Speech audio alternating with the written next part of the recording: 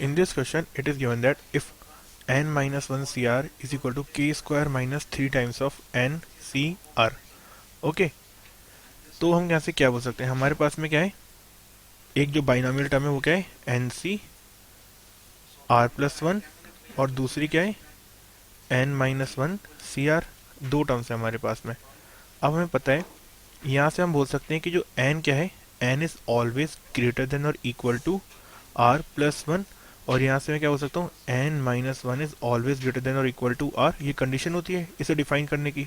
तो दोनों केस से मुझे क्या मिला कि n इज ग्रेटर देन और equal to r plus one. यहाँ से भी क्या मिला, n इज ग्रेटर देन और equal to r plus one. अब एक इंपॉर्टेंट प्रॉपर्टी होती है एनसीआर की।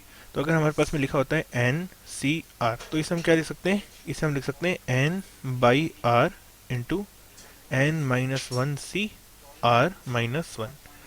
अब यहाँ पर हम क्या करेंगे, अब इसको यूज़ करेंगे। तो हमें क्वेश्चन में क्या गिवन है, क्वेश्चन में गिवन है N minus C one C R is equal to K square minus three into N C R plus one. Okay, अब N C R plus one को मैं क्या पुट कर सकता हूँ यहाँ पे वैल्यू, यहाँ से देखिए N minus one C R is equal to K square minus three upon N upon R plus one into N minus one C R सी।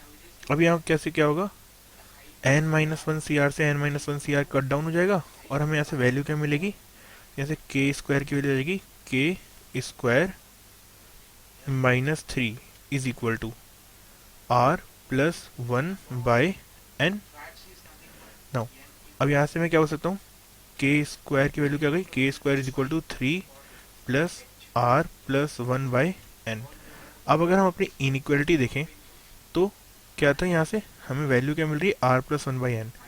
तो एन क्या है, ऑलवेज ग्रेटर देन और इक्वल टू क्या है R plus one है। तो यहाँ से हम क्या बोल सकते हैं कि जो R plus one by N है ये क्या है, ऑलवेज लेस देन और इक्वल टू वन है, और ग्रेटर देन और इक्वल टू जीरो है। ठीक है, ये नेगेटिव कभी नहीं हो सकता।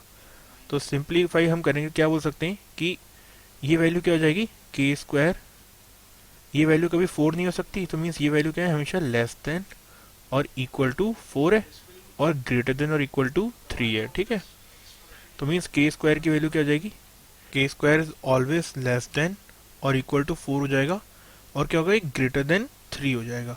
ग्रेटर देन थ्री क्यों हो जाएगा, क्योंकि आर की वैल्यू क्या है नेगेटिव नहीं हो सकती, R can not be negative. क्यों, बिकॉज यहाँ पे क्या है N minus one C R, तो क्या है आर की वैल्यू क्या होती है, या तो फिर जीरो हो सकती है या up to N minus one हो सकती है, बट ये क्या है कभी भी नेगेटिव नहीं हो सकती। तो R is not negative number. ठीक है, तो क्या है हमेशा जो वैल्यू होगी क्या होगी, वन बाई एन क्या हो सकता है मिनिमम हो सकती है जब आर जीरो।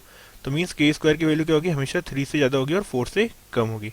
तो अब के की वैल्यू कहाँ से कहाँ तक हो सकती है, तो अगर नेगेटिव में देखें तो के क्या बोलते हैं, के कहाँ से कहाँ तक होगा, माइनस टू के इक्वल हो सकता है ये, एंड ये क्या होगा माइनस रूट थ्री के इक्वल नहीं होगा ये। तो माइनस टू से माइनस रूट थ्री, जिसमें क्या है माइनस रूट थ्री को हम इंक्लूड नहीं करेंगे लेकिन माइनस टू को इंक्लूड करेंगे।